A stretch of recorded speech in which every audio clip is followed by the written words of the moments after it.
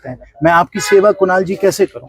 अपने कार्यकाल से और अभी के नहीं, कार्यकाल मैं कोई राजनीतिक टिप्पणी नहीं करना चाहता हूं। से, क्योंकि आप सांसद भी 2 बार के रहे हैं और सेवा की आप बात कर रहे हैं, तो क्या राजनीति से अब दूर हो गए हैं? इसके बारे में कुणाल कुछ जी, बता पाएं? इसी सोच पे तो हम 10 साल पहले से लगे हुए हैं। ना सिर्फ क्योंकि सांसद हैं, ये गलत बात है आपकी, आप हरदम सांसद पे आ जाते हैं। सर कुणाल जी, ये देखिए, ये तो पहली एक किताब हमने बनाई, लिखी दी है इस विषय पे, इंडियाज ग्रीन स्टार्टअप्स। क्योंकि मैं पत्रकार हूं तो मेरा लाजमी सवाल हो जाता है कि राजनीति में, अगर राजनीति में क्या ये आप प्रश्न पूछिए, जवाब मैं दूं। कुणाल जी, 50 लाख की आबादी, यहाँ कोई MRI मशीन नहीं है। हम लोगों को अपना जंगल झाड़ बचाना है कि नहीं बचाना है? यहाँ पानी से हमको बचाना है कि नहीं बचाना है? हम लोगों को पोल्यूशन से बचाना है कि नहीं बचाना है? जुड़े हुए हैं। आपकी उम्र कुछ नहीं है, मेरी उम्र 62 है।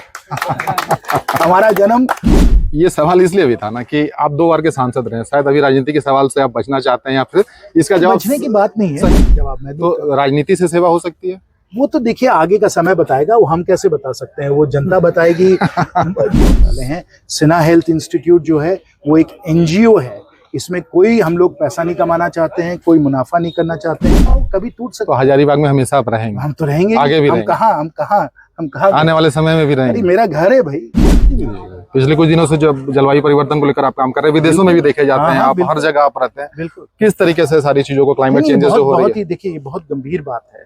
आप वे कई सारे हमारे जो मित्र हैं, जो अमेरिका में हैं, UK में हैं, वो भी जुड़े हुए हैं, और उनके द्वारा भी एकदम मुफ्त कंसल्टेशन आपको दिलवा पाएंगे। क्योंकि यहाँ के बारे में भी एक बार बात होनी चाहिए। हजारीबाग में जिस तरीके से उत्खनन होता है, जिस तरीके से यहाँ भी जलवायु परिवर्तन की बात है, तो ऑब्वियस है यहाँ भी, बिल्कुल, तो यहाँ पर भी कोल माइनिंग जो है, बड़का गांव का जो एरिया, और हर दिन कहीं ना कहीं कोल ब्लॉक की बात होती है, तो अभी आप फिर सांसद पे आ गए। जहाँ तक हमने देखा एक ही पृथ्वी है, क्यों कुणाल जी? आपके पास अनेक पृथ्वी है क्या जेब में? देखिए, बड़ी खबर आ रही है। हजारीबाग के पूर्व सांसद जयंत सिन्हा जी हमारे साथ हैं, और ऋषभ वाटिका में फिलहाल हम मौजूद हैं, और यहाँ पर अभी आप देखेंगे, यहाँ पर भूमि पूजन हुआ है। बहुत बड़ी सौगात हजारीबाग को देने जा रहे हैं, यहाँ के लोगों को देने जा रहे हैं। 2 बार के सांसद रहे हैं। उसके बाद अभी जब हजारीबाग पहुंचे हैं, अभी थोड़ी देर पहले ही प्रेस वार्ता की है, जो उसमें सबसे बड़ी बात बताई है वो NGO के तहत हेल्थ सेक्टर को मजबूत करने के लिए, हजारीबाग के लोगों तक तमाम सुविधाएं पहुंचाने के लिए एक अच्छी शुरुआत कर रहे हैं। इन्हीं से जानेंगे कि क्या शुरुआत हो रही है। सर, भूमि पूजन हुआ है, हजारीबाग के लोगों को सौगात देने जा रहे हैं, क्या देने जा रहे हैं? बहुत बहुत धन्यवाद कुणाल जी। आप सबको मालूम है कि पिछले कई वर्षों से, 10-12 वर्षों से हजारीबाग और रामगढ़ में स्वास्थ्य सेवाओं पे हमने बहुत ध्यान दिया है। मेडिकल कॉलेज और अस्पताल जैसी बहुत बड़ी संस्था तो बनी है। DMFT के द्वारा भी हम लोगों ने हर क्लिनिक को बेहतर बनाया है, दुरुस्त बनाया है। हम लोगों ने बहुत लोगों की, करीब 250 लोगों की बहाली की है। हम लोगों ने सब उपकरण जो हैं हम लोगों के प्राइमरी हेल्थ सेंटर और कम्युनिटी हेल्थ सेंटर में हम लोगों ने दिलवाया है। तो ये सब काम चलता रहा है। कोविड में भी बहुत कुछ हम लोगों ने स्वास्थ्य सेवा में काम किया है। लेकिन ये सब होते हुए भी सब लोग हमको यही कह रहे थे कि आज इस पूरे क्षेत्र में, और ना सिर्फ हजारीबाग और रामगढ़, आपको डरमा भी ले लीजिए, चतरा भी ले लीजिए, 50 लाख की आबादी होगी इसमें कुणाल जी, 50 लाख की आबादी। यहाँ कोई MRI मशीन नहीं है। तो आपको तो मालूम ही है कि हम सेवा भाव से क्षेत्र के लिए हरदम लगे ही रहते हैं। तो जब सब लोगों ने, और खासकर डॉक्टर मित्रों ने ये कहा कि यहाँ MRI की सख्त ज़रूरत है, क्योंकि आज के समय MRI के लिए आपको रांची भागना पड़ता है, दिल्ली भागना पड़ता है, बेलोर भागना पड़ता है। खासकर अगर आप बीमार हैं तो आपको बहुत इसमें असुविधा होती है। तो अगर यहाँ एक MRI मशीन अगर आ जाए तो लोगों को इससे बहुत सहूलियत होगी। तो यही लक्ष्य के साथ हम लोगों ने तय किया कि यहाँ डेमोटांड में ही हम लोग एक बिल्डिंग बनाएं, और बिल्डिंग में MRI मशीन लाएं, डायग्नोस्टिक सेंटर हो, जिसमें आपको रांची ना जाना पड़े। आप यहीं सुविधा अनुसार आप आइए और अपना यहाँ MRI का जांच करवाइए। आपने पहले ही कहा कि ये ट्रस्ट के माध्यम से हम लोग करने वाले हैं। सिन्हा हेल्थ इंस्टीट्यूट जो है वो एक NGO है, इसमें कोई हम लोग पैसा नहीं कमाना चाहते हैं, कोई मुनाफा नहीं करना चाहते हैं। सिर्फ यही है कि आप लोगों को किफ़ायती तरीके से MRI की जांच मिले, सेवाएं मिले। और यहाँ हमारे बहुत ही वरिष्ठ जो डॉक्टर हैं, डॉक्टर SK सिन्हा साहब, वो रहेंगे, वो मेडिकल डायरेक्टर हैं, और उनसे साथ जुड़े हुए कई सारे हमारे जो मित्र हैं, जो अमेरिका में हैं, UK में हैं, वो भी जुड़े हुए हैं, और उनके द्वारा भी एकदम मुफ्त कंसल्टेशन आपको दिलवा पाएंगे, क्योंकि ये विश्व प्रसिद्ध स्पेशलिस्ट हैं। उनके साथ समय हम लोग लेंगे और लोगों को उनके द्वारा भी सलाह दिया जाएगा। तो ये हजारीबाग के लिए मैं समझता हूँ एक अच्छी सेवा प्राप्त हो जाएगी। मेडिकल कॉलेज और अस्पताल जैसे बनेगा वहाँ भी एमआरआई मशीन ज़रूर आएगी, वो भी अच्छी बात है। लेकिन क्योंकि 50 लाख की आबादी है, 1, 2, 3, 4, 5 मशीन से भी काम पूरा नहीं होगा। हम लोगों को बहुत मशीनों की ज़रूरत है, इसलिए डिमांड बहुत है, ज़रूरत बहुत है। तो जल्द से जल्द इसको किया जाए। 6 से 9 महीने के अंतर्गत इसको हम लोग खड़ा कर लोगों के बीच में ही आ जाएगी। बिल्कुल। ये कितने का प्रोजेक्ट होने वाला, क्या बहुत बड़ा प्रोजेक्ट होने वाला? बहुत बड़ा प्रोजेक्ट है। कुल मिलाकर जो अभी हम लोगों को पता चला, अनुमान जो है कि ये 8 से 10 करोड़ का प्रोजेक्ट होने वाला है, क्योंकि आपको बिल्डिंग बनानी है जी। और फिर आपको सब उपकरण इक्विपमेंट लेना है। तो इतना बड़ा ये 8 से 10 करोड़ का ये प्रोजेक्ट है। और जैसे हमने कहा कि ये हम लोग पूरा अपना जो है ट्रस्ट के माध्यम से इसको करने वाले हैं, और सब कुछ जो है वो दान के द्वारा किया जा रहा है। तो ये दान दिया जा रहा है जिसमें कि आप लोगों को किफायती तरीके से ये सेवा उपलब्ध हो। जैसे कि सर आपको खुद भी पता होगा कि किस तरीके से यहाँ पर लोग सफ़र करते हैं। जब अच्छे डॉक्टर नहीं मिलते हैं तो बात बात में रेफर होता है, बात बात में लोगों को दिल्ली हो, मुंबई हो, वेल्लोर हो, वहाँ का रास्ता तय करना पड़ता है। एमआरआई की बात आप कर रहे हैं, बड़ी अच्छी बात कर रहे हैं। लेकिन लोगों को सुविधा और ज़्यादा से ज़्यादा हो, डॉक्टर अच्छे अवेलेबल हो, ताकि एमआरआई की जब नौबत आ जाए, उस स्टेज पे पहुंच जाए, तो लोगों का यहीं पर इलाज हो जाए। ये इसके बारे में कुछ बता पाएं? इसी सोच पे तो हम 10 साल पहले से लगे हुए हैं। आज के समय जो मेडिकल कॉलेज और अस्पताल खड़ा हुआ है, अगर आपको मौका मिले जरूर जाकर वहां भी एक आप शूटिंग करिए और जाकर देख कर आइए कि विश्व स्तरीय 500 बेड का अस्पताल वहाँ कितना सुंदर बन रहा है। उसमें हर स्पेशलिस्ट आपको मिलेंगे। इसलिए आगे के समय तो हमने 10 साल पहले ही सोच दिया था, और चुनाव के समय हमने घोषणा कर दिया था कि हम लोग मेडिकल कॉलेज और अस्पताल नहीं, मेडिकल कॉम्प्लेक्स बनाएंगे। और अगर आप जाकर 25 एकड़ का जो जमीन है वहां जाकर देखिए, आपको पूरा मेडिकल कॉम्प्लेक्स वहां दिखेगा। तो स्पेशलिस्ट आ ही जाएंगे। 1 साल के अंदर ही अंदर वो मेडिकल कॉलेज और अस्पताल पूरा कॉम्प्लेक्स तैयार हो जाएगा। पूरा आपको वहाँ सब जो है स्पेशलिस्ट सर्विसेज मिलेंगी।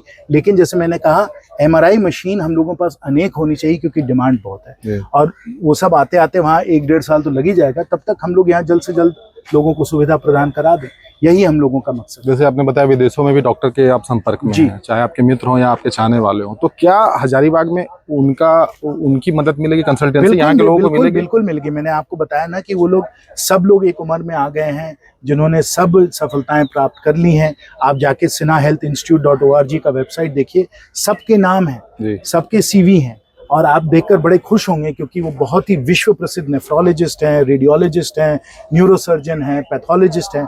बहुत ही अच्छे अच्छे लोग हैं। सब मेरे जानकार हैं, सब मेरे मित्र हैं। सबसे मैंने अनुरोध किया कि विश्व स्तरीय आज के समय इंटरनेट के द्वारा सब सेवाएं अब उपलब्ध हो सकती हैं, तो आप भी मदद करिए। जैसे जैसे लोग सिन्हा हेल्थ इंस्टीट्यूट आएंगे, अपनी बातों को रखेंगे, तो उनको हम लोग वीडियो के मार्फत से, टेलीमेडिसिन के द्वारा, टेलीरेडियोलॉजी के द्वारा हम लोग एकदम मुफ्त में उनका सलाह उनको दिलवा सकेंगे। क्योंकि सर इसमें बड़ा इंपॉर्टेंट सवाल हो जाता है, क्योंकि आप सांसद भी 2 बार के रहे हैं और सेवा की आप बात कर रहे हैं, तो क्या राजनीति से अब दूर हो गए हैं जयंत सिन्हा? वो तो 1 साल पहले ही मैंने घोषणा कर दी थी कि मेरा सब काम अब विकास के लिए, जलवायु परिवर्तन के काम में अब लगेगा, रहेगा, और उसके लिए हम पूरी तरीके से लगे हुए हैं। आपको मालूम है कि हमारी पुस्तक भी प्रकाशित हुई है, एक पुस्तक तो निकल आई। लंदन स्कूल ऑफ इकोनॉमिक्स में हमको विजिटिंग प्रोफेसर भी बनाया गया है, तो हम प्रोफेसर भी हैं। विश्व भर में ये काम चल रहा है, झारखंड, हजारीबाग, देश में भी ये काम चल रहा है। तो ये तो काम चलता रहेगा।